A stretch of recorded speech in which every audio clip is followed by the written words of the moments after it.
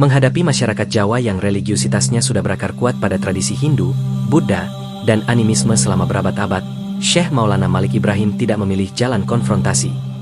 Beliau tidak datang dengan pasukan, tidak mencaci maki sesembahan lokal, dan tidak langsung mengobarkan ayat-ayat tentang neraka atau pengharaman tradisi lama.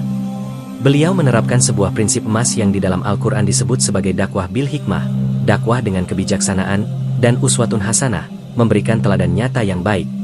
Beliau memahami bahwa sebelum menyentuh akal dan keyakinan seseorang, beliau harus terlebih dahulu menyentuh hati dan perut, kebutuhan dasar mereka.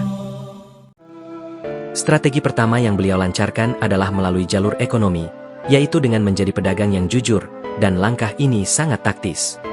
Dengan membuka warung dan berdagang di pasar tradisional dekat Pelabuhan Leran, Sunan Gresik secara otomatis membaur dengan rakyat jelata dari berbagai kasta tanpa menimbulkan kecurigaan. Sunan Gresik berinteraksi langsung menggunakan bahasa Jawa yang pelan-pelan beliau pelajari dengan fasih. Dalam berdagang, beliau membawa etika Islam yang sangat tinggi, tidak pernah mengurangi timbangan, menjelaskan cacat barang secara jujur, dan tidak mengambil keuntungan yang mencekik leher. Bahkan, Sunan Gresik seringkali memutus rantai tengkulak agar barang-barang kebutuhan pokok bisa dibeli oleh rakyat miskin dengan harga yang sangat murah. Sifatnya yang santun, murah senyum, dan penuh integritas ini membuat masyarakat lokal terpukau. Bagi mereka, kehadiran saudagar asing ini adalah pemandangan yang aneh sekaligus mengagumkan, karena di zaman itu jarang ada pedagang kaya yang mau menghormati rakyat kecil dengan begitu tulus. Strategi kedua, yang menyentuh hajat hidup orang banyak, adalah revolusi pertanian melalui ilmu irigasi. Di luar aktivitasnya di pasar, Sunan Gresik sering berjalan-jalan ke daerah pedalaman. Beliau mendapati bahwa banyak petani Jawa yang hidup merana karena sawah mereka sering mengalami kekeringan di musim kemarau dan tergenang banjir di musim hujan. Hasil panen mereka sangat rendah karena mereka hanya mengandalkan air hujan dan metode tanam yang sangat tradisional. Berbekal pengetahuan teknologi pengairan yang beliau pelajari di Asia Tengah dan Champa, Sunan Gresik turun langsung ke sawah bersama para petani. Beliau mengajari mereka cara membuat saluran air atau irigasi yang rapi, membangun bendungan kecil untuk menampung air sungai, serta cara membaca tanda-tanda alam untuk menentukan waktu tanam yang tepat. Sunan Gresik juga memperkenalkan jenis-jenis tanaman baru yang lebih tahan terhadap hama. Hasilnya sangat luar biasa. Sawah-sawah yang tadinya gersang berubah menjadi hijau dan subur, angka gagal panen berkurang drastis dan para petani pun bersuka cita. Bagi mereka, Sunan Gresik bukan sekadar tokoh agama, melainkan pahlawan kehidupan yang berhasil menyelamatkan keluarga mereka dari bencana kelaparan.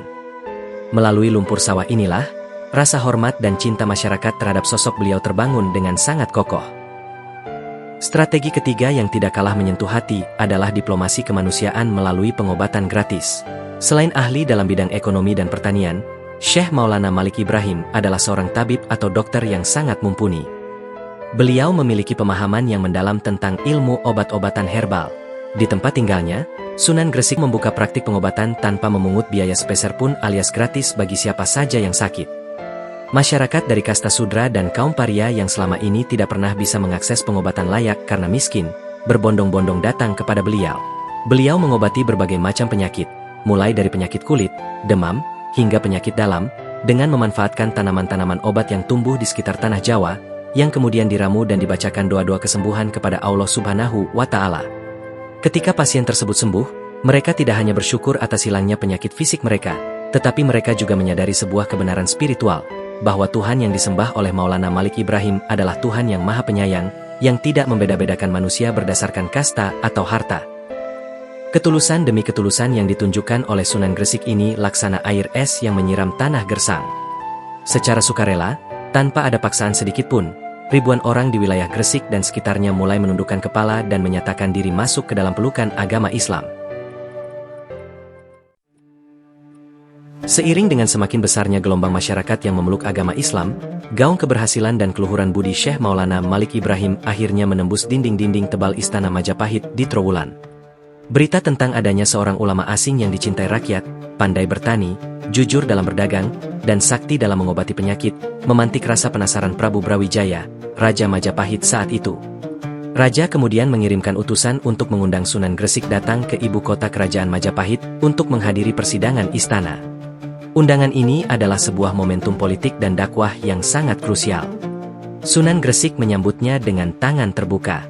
beliau datang ke istana bukan dengan sikap menantang atau sombong, melainkan dengan tata krama diplomatik yang sangat tinggi. Beliau mengenakan pakaian yang rapi, membawa hadiah, dan menggunakan bahasa Jawa halus, kromo inggil, yang menunjukkan rasa hormatnya kepada sang raja sebagai penguasa sah tanah Jawa. Di hadapan Prabu Brawijaya dan para menteri kerajaan, Sunan Gresik memaparkan pokok-pokok ajaran Islam dengan sangat indah, logis, dan penuh kedamaian.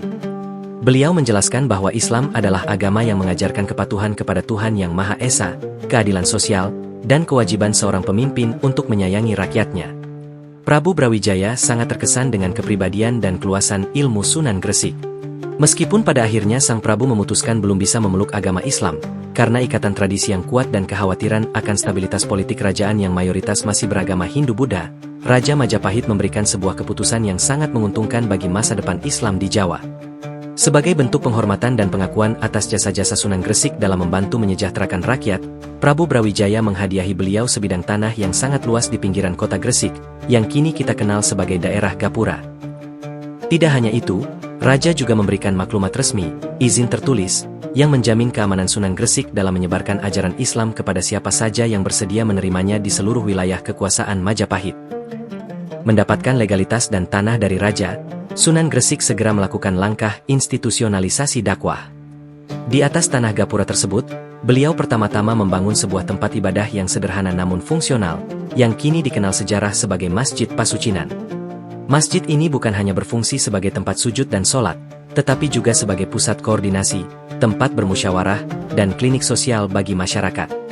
Setelah masjid berdiri, Sunan Gresik meluncurkan mahakarya terbesarnya dalam sejarah pendidikan Nusantara. Beliau mendirikan pesantren pertama di tanah Jawa. Model pendidikan ini diadaptasi dari sistem asrama tradisional, biara atau padepokan, namun isinya diubah total dengan nilai-nilai Islam. Di pesantren ini, beliau mengumpulkan anak-anak muda, baik lokal maupun dari luar daerah, untuk dididik menjadi kader-kader dai masa depan. Dunia pesantren yang didirikan oleh Sunan Gresik membawa sebuah revolusi sosial yang belum pernah terjadi sebelumnya di Jawa. Di dalam pesantren ini, sistem kasta dihapuskan sepenuhnya. Anak seorang petani miskin, sudra, duduk sama rendah dan berdiri sama tinggi dengan anak seorang bangsawan, ksatria. Mereka mengenakan pakaian yang serupa, makan dari dapur yang sama, dan memiliki hak yang setara dalam menuntut ilmu. Di mata Sunan Gresik, satu-satunya hal yang membedakan manusia adalah tingkat ketakwaan dan kemuliaan akhlaknya di hadapan Allah, bukan silsilah kelahiran mereka. Kurikulum yang diterapkan pun sangat komprehensif. Para santri tidak hanya diajari ilmu-ilmu syariat seperti cara berwudu, sholat, membaca Al-Quran, dan tauhid. Di siang hari, Sunan Gresik mewajibkan para santri untuk turun ke lapangan untuk belajar ilmu praktis, cara berdagang yang jujur, teknik pertukangan, serta taktik pertanian dan manajemen air. Sunan Gresik ingin menciptakan generasi ulama yang mandiri secara ekonomi, yang tidak hidup dari belas kasihan atau proposal kepada penguasa, melainkan ulama yang tangannya di atas, yang mampu menghidupi diri sendiri sekaligus menjadi motor penggerak ekonomi di masyarakat tempat mereka berdakwah kelak. Dari rahim pesantren Gapura inilah, lahir cetak biru sistem pendidikan Islam Nusantara yang bertahan dan mengakar hingga detik ini. Waktu terus berjalan, dan dedikasi tanpa batas yang ditunjukkan oleh Syekh Maulana Malik Ibrahim akhirnya menemui batas kemanusiaannya. Setelah kurang lebih 40 tahun menghabiskan sisa hidupnya untuk mengabdi, membangun peradaban, dan menyemai benih-benih Islam di tanah Jawa, sang pelopor agung ini dipanggil pulang ke hadirat Allah Subhanahu wa Ta'ala. Beliau wafat pada hari Senin, tanggal 12 Rabiul Awal tahun 822 Hijriah, sebuah tanggal yang sangat indah karena bertepatan dengan hari kelahiran Nabi Muhammad Shallallahu Alaihi Wasallam yang sangat beliau cintai. Dalam kalender Masehi, tahun tersebut bertepatan dengan tahun 1419 Masehi. Beliau dimakamkan di desa Gapura Wetan, tidak jauh dari pusat kota Gresik sekarang. Kepergian beliau menyisakan duka yang sangat mendalam bagi seluruh lapisan masyarakat Jawa, mulai dari para petani di sawah, pedagang di pasar, para santri di pesantren, hingga para bangsawan di istana Majapahit. Mereka semua merasa kehilangan sosok ayah, guru, dokter, dan pelindung yang selama ini selalu ada untuk menolong mereka di masa-masa sulit. Makam Sunan Gresik memiliki nilai arkeologis dan historis yang sangat tinggi. Batu nisan yang menandai makam beliau terbuat dari batu marmer hitam berkualitas tinggi yang dipahat dengan sangat indah. Gaya arsitektur dan kaligrafi pada nisan tersebut menunjukkan karakteristik seni ukir dari daerah Cambai Gujarat, India. Di atas batu nisan tersebut, Terpahat ayat-ayat suci Al-Quran serta sebuah prasasti epigrafis dalam bahasa Arab yang jika diterjemahkan mengandung pujian mendalam terhadap personalitas beliau. Di sana tertulis bahwa makam ini adalah milik seorang guru para pangeran, penasihat para raja dan menteri, santunan bagi kaum miskin dan anak yatim, serta sosok yang ahli dalam ibadah. Kalimat-kalimat di batu nisan itu bukanlah hiperbola atau pujian kosong, melainkan sebuah rekaman jujur dari sejarah atas apa yang telah beliau lakukan selama hidupnya di dunia. Sampai hari ini, setelah lebih dari 6 abad berlalu, kompleks pemakaman beliau tidak pernah sepi. Jutaan peziarah dari berbagai pelosok Nusantara terus mengalir setiap tahunnya, mengirimkan doa dan mencari inspirasi dari keteladanan hidup sang wali. Jika kita merenungkan kembali seluruh perjalanan hidup Sunan Gresik, kita akan menyadari bahwa warisan terbesar yang beliau tinggalkan untuk bangsa Indonesia bukanlah tumpukan harta, bukan imperium politik, dan bukan pula sekadar bangunan fisik Masjid Pasucinan. Warisan paling berharga dari beliau adalah metodologi dakwah kultural yang damai, toleran, dan inklusif. Beliau meletakkan fondasi bahwa Islam di Indonesia harus disebarkan dengan cara merangkul, bukan memukul, dengan cara mengajak, bukan mengejek, dan dengan cara memberikan solusi nyata bagi problem kehidupan masyarakat, bukan dengan menciptakan konflik baru. Sunan Gresik mengajarkan konsep akulturasi budaya yang sangat cerdas. Beliau tidak menghancurkan struktur sosial yang ada, melainkan mengisinya dengan nilai-nilai tauhid dan kemanusiaan yang universal. Gaya dakwah yang sejuk dan ramah inilah yang kemudian ditransmisikan dari generasi ke generasi, menjadi DNA asli dari wajah Islam di Nusantara. Nilai-nilai warisan Sunan Gresik inilah yang di kemudian hari diadopsi, dijaga, dan dilembagakan oleh organisasi-organisasi kemasyarakatan Islam terbesar di Indonesia, salah satunya adalah Nahdlatul Ulama. Konsep Islam Nusantara atau Islam Rahmatan Lil Alamin, yang mengedepankan sikap tawasud, moderat, tawazun, seimbang, tasamuh, toleran, dan amar ma'ruf nahi munkar dengan cara yang bijaksana, adalah kelanjutan langsung dari sanad perjuangan yang telah dimulai oleh Syekh Maulana Malik Ibrahim di Pantai Leran 600 tahun yang lalu. Melalui teladan beliau, kita belajar bahwa kebenaran agama akan jauh lebih mudah diterima ketika ia mewujud dalam bentuk kemanfaatan nyata dan kasih sayang bagi sesama manusia.